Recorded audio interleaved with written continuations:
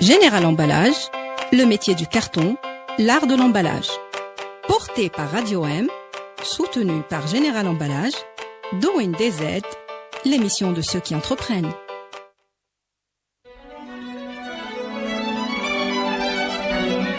Pour bien s'entendre, il faut bien s'écouter. Rendez-vous sur M, la petite radio du Grand Maghreb. Mesdames, Mesdemoiselles, Messieurs, bonjour, bienvenue dans Doing DZ, l'émission des entrepreneurs algériens.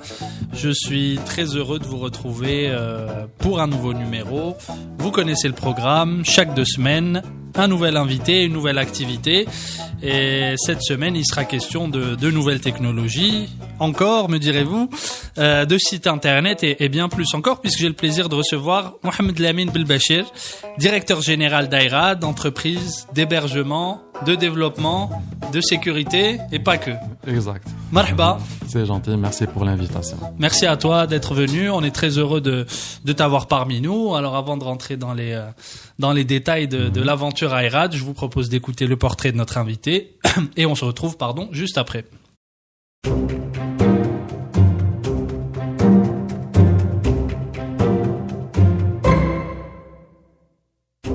Double compétence marketing IT, la signature des grands pour Mohamed Lamine Belbachir.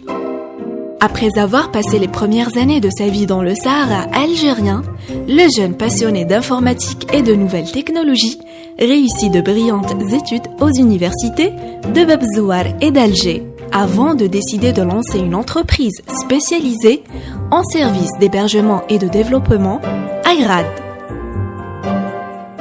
Malgré le succès de l'entreprise, sa soif d'apprendre ne s'arrête pas.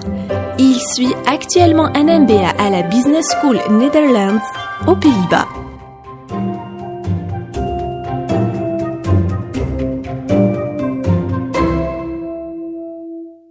Alors, Mohamed Lamine, marhaba, une nouvelle fois. Merci d'avoir accepté l'invitation de Doing DZ et de Radio M. Alors, Mohamed Lamine, ton nom est lié bien sûr à Ayrad. Oui. Raconte-nous un peu comment est née l'aventure, comment ça a commencé. Alors, tout d'abord, merci pour l'invitation et merci pour d'avoir donné cette chance aux jeunes Algériens de s'exprimer à travers les ondes de radio. Donc, je me présente, Mohamed Lamine Belbachir, j'ai 33 ans. Donc l'aventure a commencé à l'âge de 15 ans. Donc j'avais une idée de faire en Algérie une entreprise d'hébergement web, donc de stockage de données. Donc mais l'idée, je pouvais pas la concrétiser. Donc j'étais très jeune, mais j'étais mordu par les nouvelles technologies. Donc j'ai fait, moi j'ai vécu au sud, donc à Hassim Saoud, j'ai vécu pendant 20 ans. Donc là-bas j'étais pas dans la mesure d'ouvrir et de commencer l'aventure. Donc jusqu'à ce que où j'étais étudiant ici à Alger et j'ai commencé l'aventure donc à l'âge de 18 ans. Donc j'ai ouvert l'entreprise et j'ai commencé à réunir mes amis, ceux qui sont spécialisés sur les domaines adéquats, et là l'aventure a commencé. Alors on fait un petit flashback, un retour en arrière. À cet âge-là, rafraîchis-nous un peu la mémoire. Internet, ça représentait quoi? Alors, c'était déjà les cybercafés, Ouais. Donc juste une connexion à 1 kilooctet. Oui, 60 dinars, 80 dinars, tout dépend. Connexion VSAT, satellitaire, émission, réception et tout. Il y avait l'époque de les jeux, les jeux en ligne. Les jeux en ligne et les jeux sous réseau, Half-Life, Counter-Strike et tout. Et moi, donc j'étais très proche aussi d'un ami qui avait un cybercafé à Hassim Saoud. Donc je passais souvent et je l'aidais sur le réseau du cyber en question. Et entre-temps, je faisais beaucoup de recherches dans le domaine développement web, l'hébergement, les systèmes d'information et tout. Et là, c'est là où j'ai acquis beaucoup de knowledge, beaucoup de savoir. Et voilà, donc ensuite, quand j'étais à Alger, j'ai commencé l'aventure. Tu as commencé l'aventure, donc premier réflexe, comme souvent, on s'entoure de ses amis, qui sont devenus tes associés, j'imagine. Alors, ou pas tous. Oui, mais en fait, c'est au début, c'est des amis qui portaient juste de l'aide. Donc voilà, bonjour, par exemple, Ahmed, si tu peux me faire ceci, cela, oui, pas de problème, moi je compte sur toi, voilà. Donc les autres, il y avait l'époque de MSN, donc j'ai créé mon réseau, donc MSN, et à travers MSN, c'est un messenger en fait de discussion. C'est le grand-père de Messenger. Exactement, c'est le grand-père de Messenger, de celui de Microsoft. Et c'est là où j'ai fait mes channels, mes canaux de communication. C'était, moi je dirais pas des collaborateurs, mais c'était des amis, mais qui faisaient un rôle de collaborateur, mais comme ils étaient spécialistes dans leur domaine. Donc j'ai acquis la crème de la crème de ce que tu sous-traitais déjà. Voilà, c'est exactement. C'est plutôt de la sous-traitance. C'était à moindre prix, c'est-à-dire que c'était comme des amis, donc ils me facturaient pas ça. Donc et là j'ai bâti une bonne base, et là je me suis lancé. Alors est-ce que tu te souviens du premier projet? Premier projet, premier client, donc oui, c'est aujourd'hui ce client je le traque, le traque parce qu'il vit je pense à Hong Kong, et il a ouvert une grosse boîte là-bas et il fait du trading. C'est mon premier client. Et donc, oui. Qu'est-ce que tu as fait pour lui ou là? Nous avons commencé par l'hébergement. Donc on héberge des données, que ce soit la messagerie, les sites web, les applications, les serveurs. Donc voilà. Et à cette époque-là, donc j'avais besoin d'un fonds. Un fonds, donc comme en étant étudiant, j'avais besoin de 5000 dinars. Un étudiant, 5000 dinars, c'est déjà beaucoup. Donc en fait j'avais demandé à ma mère de me prêter cette somme. Ouais. Et elle m'a dit oui, il y a pas de problème, tu peux ne pas la rendre. J'ai dit non, je voudrais la rendre parce que demain si je veux faire un crédit bancaire, je veux bien le rendre aussi. Ouais. C'est le premier business angel. Exactement, le premier business angel. Donc c'était ma mère qui m'a financé. Et aujourd'hui c'est une entreprise qui a plus de 35 collaborateurs. Il y a aussi des filiales. Nous avons racheté des entreprises. Nous avons fait beaucoup de business. Cette entreprise existe en France aussi, à Paris. Donc, nous avons fait beaucoup d'avancement. Nous avons avancé très, très bien sur le marché. On va avoir l'occasion de revenir là-dessus. Tu poses là deux questions cruciales. Celle des associés, déjà. Qu'est-ce que tu en penses? Comment il faut s'entourer? Et en second lieu, celle des collaborateurs. On va peut-être commencer par le premier aspect. Est-ce que tu as choisi de t'associer? Comment tu as choisi? Comment la décision s'est prise? Au début, je voulais me lancer tout seul, mais après, j'avais contacté un ami, enfin qui est devenu un ami, c'est-à-dire une personne que je connaissais pas très bien. Donc, et lui, il m'a dit il y a pas de problème, qu'on pourra lancer ce projet, ça m'intéresse. Mais il s'est retiré rapidement après 6 mois. Il pouvait pas, c'est-à-dire assurer certaines fonctionnalités, enfin certaines fonctions. Donc il a dû quitter. Donc je suis resté, c'est-à-dire sur le bord, donc tout seul, et j'ai maintenu cette position jusqu'à aujourd'hui. Voilà. Capitaine solo. Exact, solo. Quoique c'est une entreprise SAR là, donc j'ai donné une vingtaine de % comme gloire, ça ira à ma mère et tout. Donc voilà, pour la remercier de cette confiance et de cette mais voilà, donc c'est une SAR là, 2 associés. Donc moi je suis majoritaire.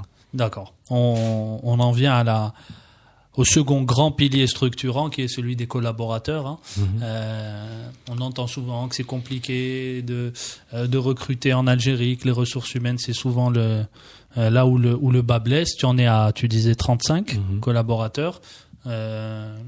Quel regard tu portes sur ce domaine-là? Alors, j'ai plusieurs paramètres, plusieurs axes à discuter là-dessus, parce que pour la simple raison, la première, c'est que la spécialité dont nous on exerce, on trouve des difficultés à trouver des collaborateurs qui sont spécialisés sur certains métiers. Aujourd'hui, même sur certains métiers comme le BI, Business Intelligence, on trouve très rarement des profils qui maîtrisent cet aspect, ce métier. Si vous me dites le commercial, aujourd'hui, pratiquement, il n'y a aucune difficulté sur l'aspect commercial, même Office, hein, donc la partie administrative, comptabilité, ça, l'Algérie forme, enfin, même l'université donne de bons profils.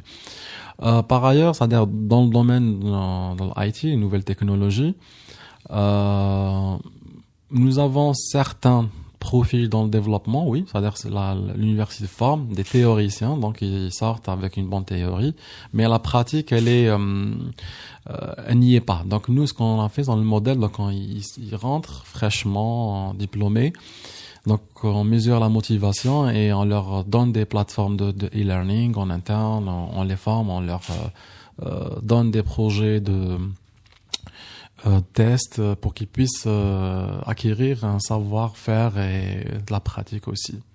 Voilà, donc mais après au jour d'aujourd'hui, les jeunes nous ont tous une vision un peu de continuer le parcours à l'étranger.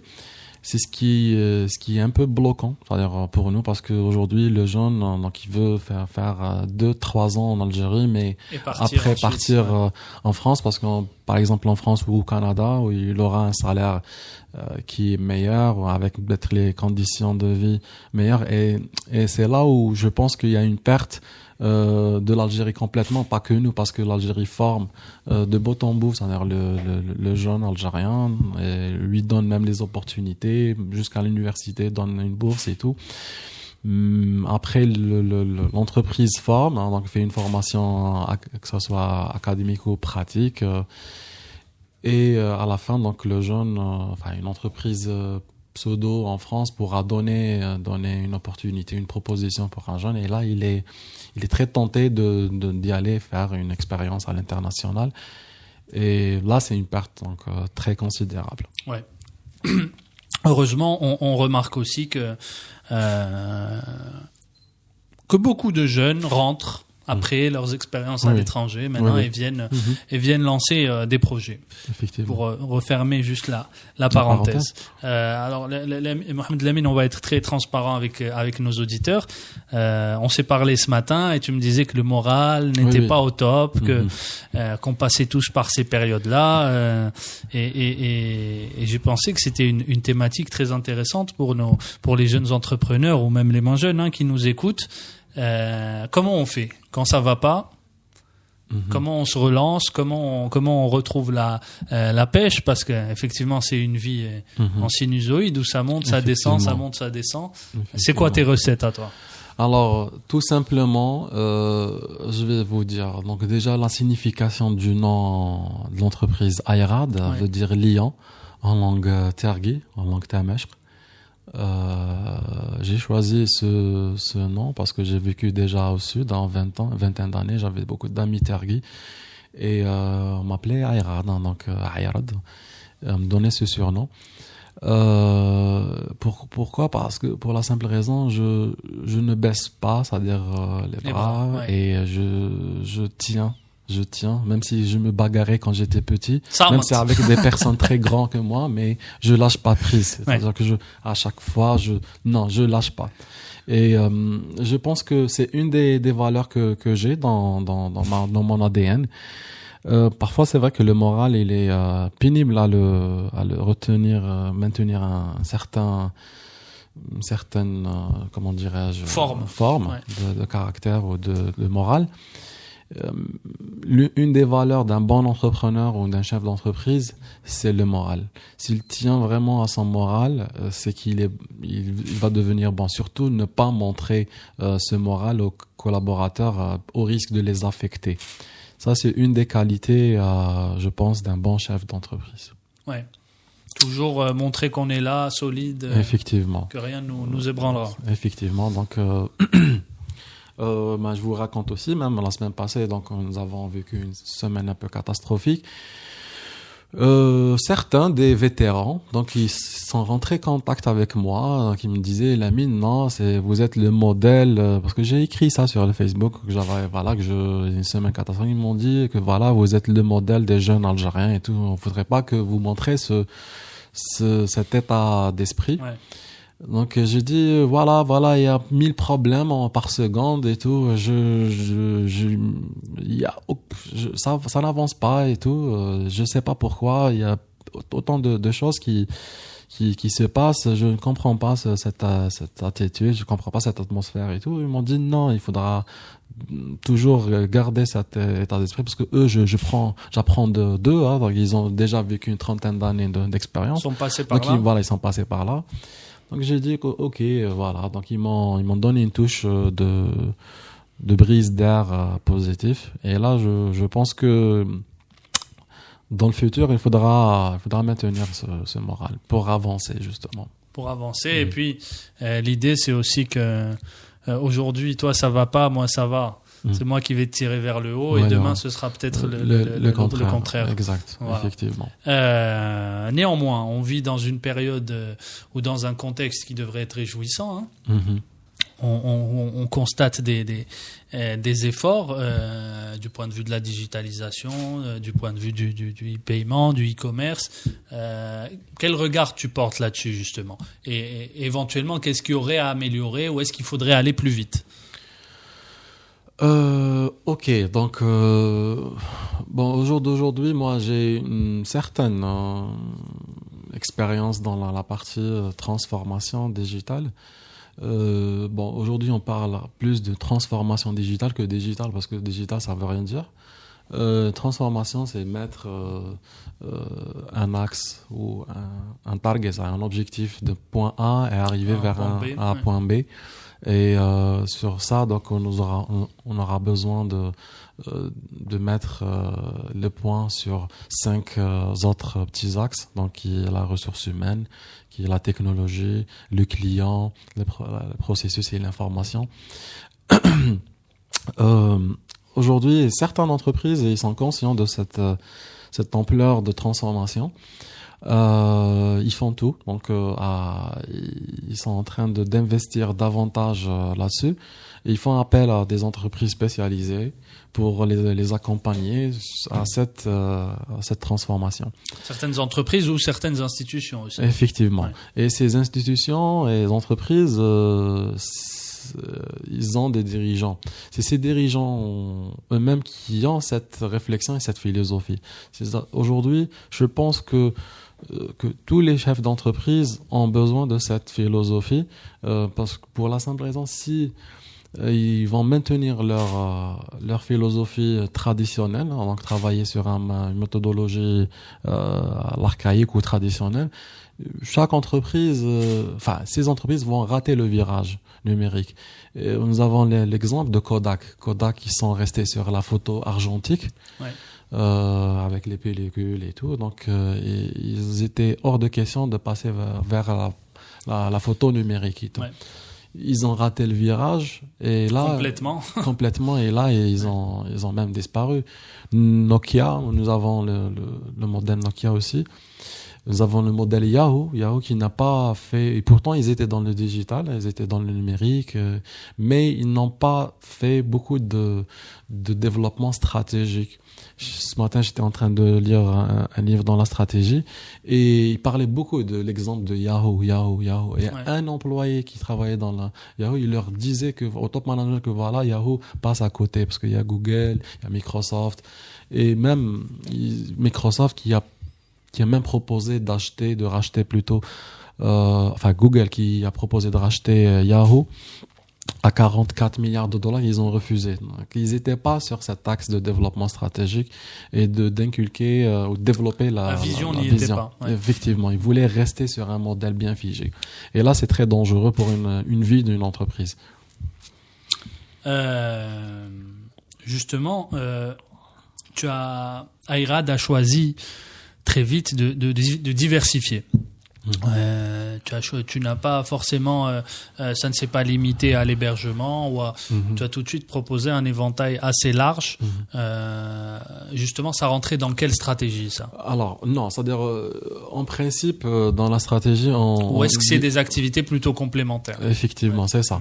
Donc, stratégiquement, il faudra maintenir un seul axe et le développer jusqu'à le maintenir et qu'il devient mûr et ensuite on lance un second business ou ce qu'on appelle new business. et axer ça sur business unit. Je pense que nous avons commencé avec l'hébergement.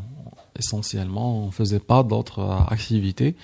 Nous avons travaillé sur la base, nous avons travaillé sur les process, nous avons travaillé sur la philosophie, les objectifs, les valeurs, la mission, la documentation, la plateforme elle-même. Nous avons sécurisé la plateforme, nous avons fidélisé nos clients, nous avons développé le portefeuille jusqu'à ce que ce portefeuille client nous demande que voilà, nous avons un besoin de ces services, notamment le développement des systèmes l'intégration des systèmes d'information, les ERP, les CRM, la GED, gestion électronique des documents, ou les accompagner dans le développement web et mobile, les portails et tout.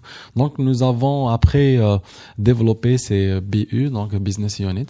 Et aujourd'hui, nous avons ouvert des départements qui se concentrent rien que sur cette partie. Sur cette partie. Quelle est la partie qui est le plus demandée aujourd'hui?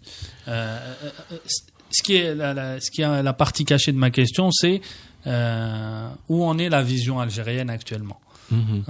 Tu as dit, tu l'évoquais il y a 2 minutes, en disant que beaucoup d'entreprises, d'institutions prenaient de plus en plus en compte ces questions-là. Mais ça se situe où exactement? Où est le besoin? Où est la demande? Tout dépend. Aujourd'hui, les grosses boîtes, les grandes entreprises choisissent les systèmes d'information afin de maintenir ou d'optimiser plutôt les coûts et travailler sur la comptabilité analytique et voir les pertes et profits. Ça, c'est l'inquiétude des grosses boîtes parce qu'ils ont beaucoup de process, beaucoup de input-output et de cash flow et beaucoup d'activités.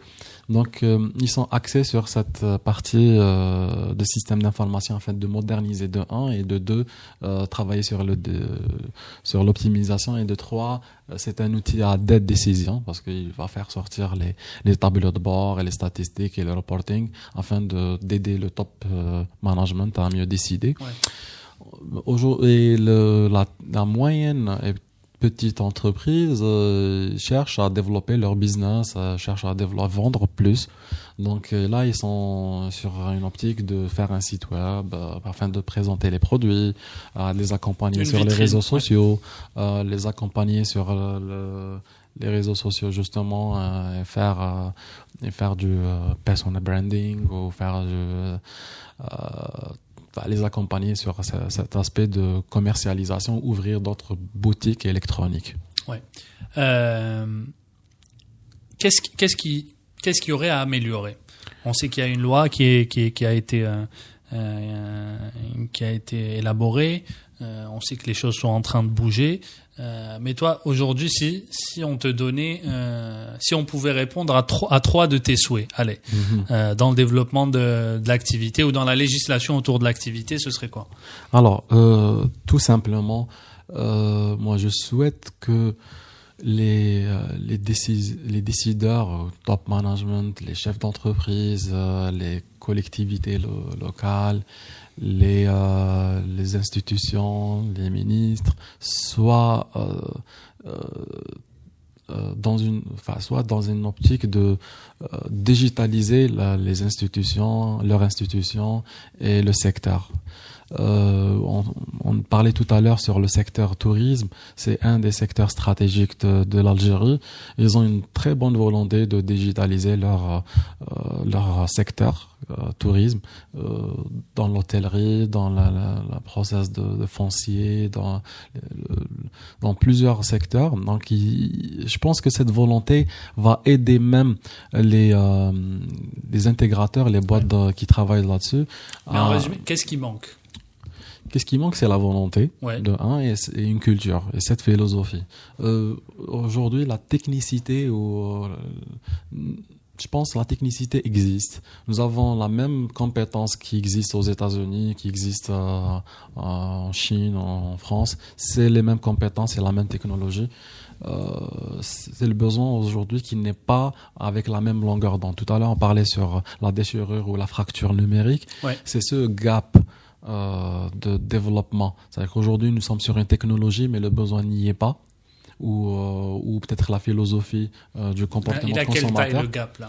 Aujourd'hui, je pense qu'avec l'entrée de la 4G, les opérateurs jouent un jeu énorme. Ça l'a réduit? Ça a un peu réduit, parce que l'accès à Internet, l'accès à ces technologies a permis aux utilisateurs lambda, à un consommateur lambda, à accéder à ces technologies et les utiliser surtout. Donc aujourd'hui, il y a beaucoup qui utilisent des applications, qui utilisent Facebook, les réseaux sociaux, à naviguer. Donc ils sont en train de knowledge, voilà, ils ont beaucoup de savoir qui tous les jours, donc ils sont en train d'acquérir tous les jours, à accéder sur 6 systèmes d'information. Une application, c'est un système d'information. Facebook, c'est un système aussi d'information.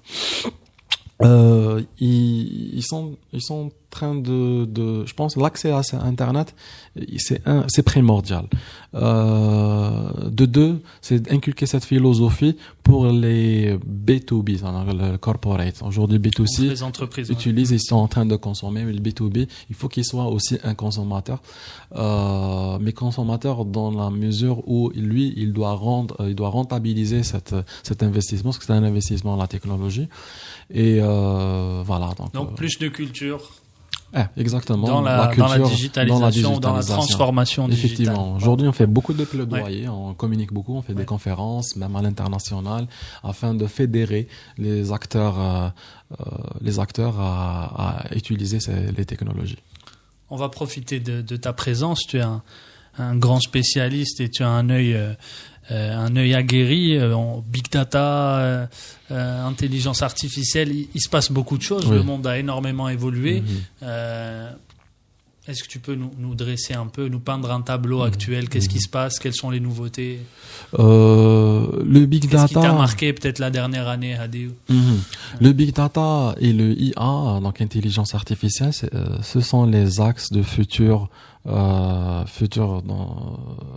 proche ou moyen.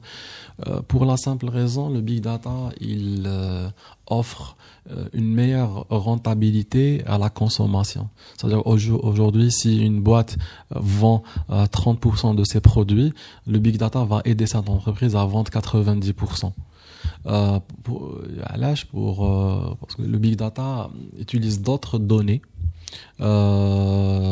symétriques à travers le temps, la vélocité, traitement interne de données, et externe à travers le temps aussi, et donner des statistiques de décision pour encore mieux aider l'entreprise à vendre encore plus. Ouais. C'est optimiser cette vente ou même le comportement de consommateur ou autre. C'est-à-dire le big data va aider une entreprise à avancer encore mieux. Mais en Algérie, comme nous n'avons pas beaucoup de data pour faire le big data, on peut commencer par le small data. Ouais. Et ensuite, l'étape de IA, donc intelligence artificielle, c'est le langage human to machine et machine to human. Avant, nous avons la décision qui se fait entre humain qui communique avec l'humain, et maintenant la machine prend la décision, Aujourd'hui, c'est la machine qui prend la décision et communique avec l'humain, et l'entreprise, elle devient plus rentable et plus axée sur un process bien défini et être très très très rentable, efficiente plus même. C'est-à-dire pas performante mais efficiente, donc performante avec le temps. Et ça, on va finir par y arriver même ici. Oui, bien sûr, Inch'Allah. Mais aujourd'hui, il y a même des entreprises qui le font à petite échelle. Ouais. C'est-à-dire que nous avons essayé de le faire, donc avec des statistiques qu'on a mis, avec des reportings qu'on a. Donc à travers ça, nous avons mis des performances et des variables. Et on dit que pour atteindre cette variable, il faudra déclencher une certaine décision et parler ou envoyer par exemple un email. Voilà, c'est un peu ça. Alors, c'est très intéressant. On pourrait rester des heures à en parler, mais le temps nous presse un peu. Dans une autre thématique, tu es un entrepreneur assez engagé, Mohamed Lamine. Notamment sur le front des associations d'entrepreneurs. Il me semble que tu fais partie notamment de GIL FCE. Alors, qu'est-ce que ça t'apporte concrètement et comment qu'est-ce que tu pourrais dire aux jeunes entrepreneurs sur l'utilité de ces associations-là et des actions dans le cadre de ces associations? Oui. Alors, j'ai accompagné une étudiante doctorante à l'INC sur sa thèse. Sa thèse était dans la thématique de Ma'rifa. Ouais. Et quand on traduit Ma'rifa en anglais, c'est networking. Ouais. Quand on le fait, on traduit en français, ce serait recommandation. Recommandation, réseau, ouais. Réseau aussi. Ces associations, ces organisations, justement, c'est ça le réseau. C'est ça le networking et c'est ça la Ma'rifa. Ouais. Et ça permettra de connaître les personnes encore mieux et les rapprocher, de se rapprocher même en développant des relations amicales afin d'avoir de faciliter plutôt le business. Et là, j'ai compris beaucoup de choses parce que le terme Ma'rifa, la signification en Algérie n'est pas la même, par exemple en Chine, parce qu'elle faisait ses études en Chine et elle me parlait sur le concept Ma'rifa, donc networking en Chine, qui a un bon sens, c'est-à-dire culturellement. Ouais. C'est-à-dire qu'aujourd'hui, en Algérie, nous avons une autre vision sur la Ma'rifa et le networking. Et là, je pense que ces organisations et les associations, ils ont un seul but. C'est vrai que dans leur objectif, c'est ou dans leur vision plutôt d'atteindre un certain but, mais en interne, c'est de faire rapprocher, de faire connaître, de faire développer les échanges. Merci Lamine. On va quand même finir en 1 minute sur les objectifs, l'avenir. Mm-hmm. Pour Ayrad et pour Mohamed Lamine. Alors l'objectif qu'on a tracé. On parle pas de mariage, hein, on met ça de côté.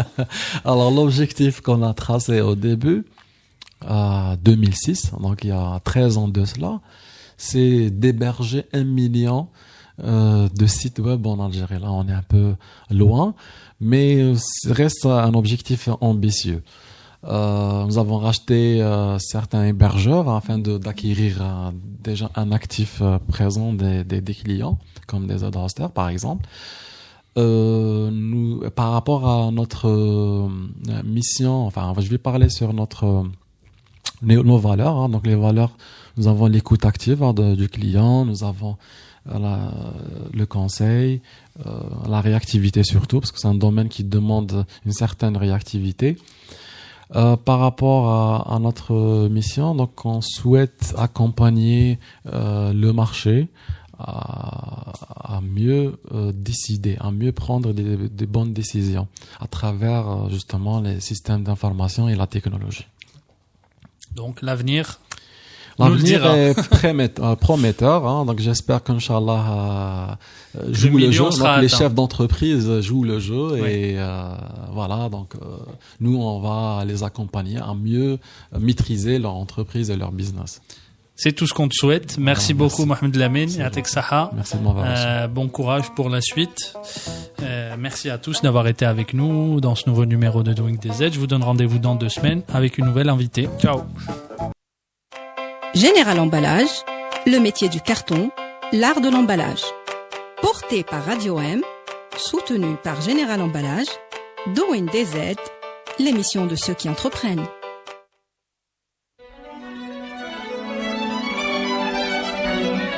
Pour bien s'entendre, il faut bien s'écouter. Rendez-vous sur M, la petite radio du Grand Maghreb.